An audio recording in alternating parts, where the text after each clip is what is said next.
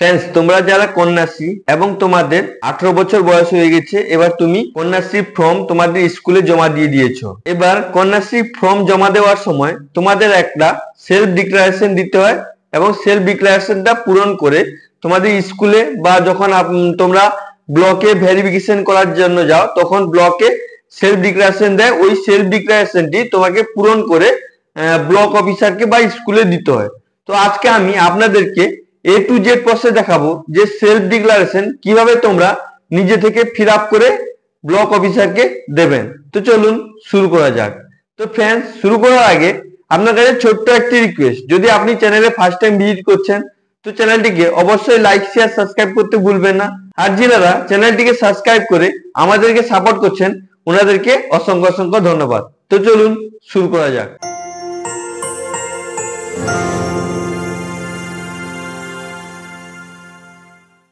তো फ्रेंड्स তোমরা এখানে দেখতে পাচ্ছ আমি ওই ঘোষণাপত্রটি মানে সেলফ ডিক্লারেশনটি ওপেন করে নিয়েছি। এই ঘোষণাপত্রটি তোমাদেরকে কন্যাশ্রী K2 ফর্ম জমা দেওয়ার সময় এটা ফিল আপ করে জমা দিতে হবে। তো এটা ফিল আপ করার জন্য এখানে দেখতে পাচ্ছ এখানে আমি মানে তুমি কোন ব্লকে, এখানে তোমাদের ব্লকের নাম মানে বিডিও অফিসের নাম এখানে লিখতে হবে।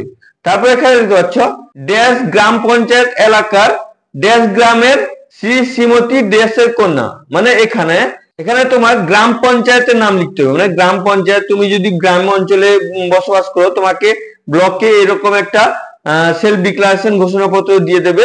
তো তোমাকে এখানে তোমার গ্রাম পঞ্চায়েতের নাম লিখতে হবে। এখানে তুমি তোমার গ্রাম পঞ্চায়েতের নাম লিখে দেবে। তারপর এখানে দেখছো ড্যাশ গ্রামে, এখানে তোমার গ্রামের নাম লিখতে হবে। মানে তোমার ভিলেজ কি গ্রাম আছে ওই গ্রামের নামটি এখানে লিখতে হবে। তারপর এখানে দেখছো শ্রী শ্রীমতী ড্যাশের কন্যা, মানে এখানে লিখতে হবে তুমি কার কন্যা, তুমি কার মেয়ে, ওটা তোমার বাবার নাম বা তোমার মায়ের নাম এখানে লিখতে হবে। তো তুমি কি করবে, তোমার ডকুমেন্টস দেখে তোমার বাবা বা মায়ের নাম এখানে লিখে দেবে। তারপর এখানে দেখছো ড্যাশ হইতেছি, এবার এখানে কি করতে হবে, এখানে তোমার নাম এখানে লিখতে হবে। তুমি কে, তোমার ডকুমেন্টস দেখে তোমার নামটি এখানে লিখতে হবে। তারপর এখানে দেখছো আমি ঘোষণা করতেছি যে বর্তমানে আমার জন্ম তারিখ ড্যাশ, মানে এখানে তোমার জন্ম তারিখ কত ওটা এখানে লিখতে হবে।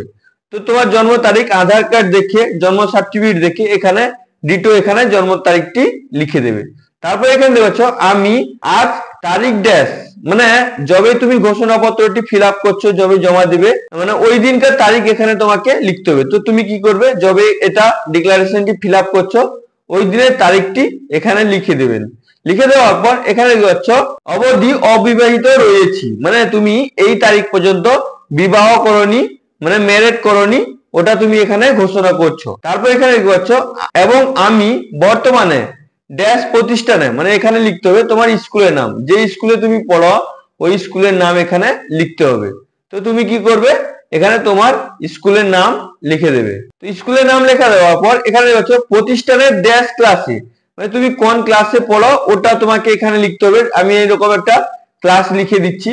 এখানে তোমার যদি 9 পড়ো তো 9 লিখবে, 10 পড়ো তো 10 লিখবে বা 11 পড়ো তো 11 লিখবে, মানে তোমার যে ক্লাস রানিং ক্লাস ওটা এখানে লিখতে হবে। ক্লাসে অধ্যয়ন করিতেছি তাই আমার সবর্ণীয় নিবেদন, এই যে সরজমিনে তদন্ত করিয়া কন্যাশ্রী প্রকল্পের মাধ্যমে সরকারি সুবিধা পাইয়া সুব্যবস্থা করিলে চিরকৃতজ্ঞ থাকিব।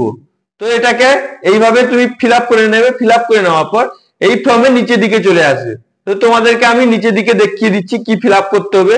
তো নিচের দিকে আসার পর এখানে দেখতে পাবে আমি আরো ঘোষণা করছি যে উপরিক্ত সকল বিবৃতি সত্য যদি মিথ্যা প্রমাণিত হয় তাহলে নির্দিষ্ট কর্তৃপক্ষ যে কোনো রূপ আইনগুণ ব্যবস্থা গ্রহণ করিতে পারেন। মানে তুমি এটা সরকারকে ঘোষণা দিলে যে এই যে আমি দিলাম, এই আমার ডেটাটি যে দিলাম এটাই যদি কোনো ভুল থাকে তাহলে সরকার তোমার উপরে যে কোনো ভাবে আইনত ব্যবস্থা নিতে পারে। তারপর এখানে তোমাকে তারিখ দিতে হবে, কবে জমা দিচ্ছ ওই তারিখটা দিয়ে দেবে।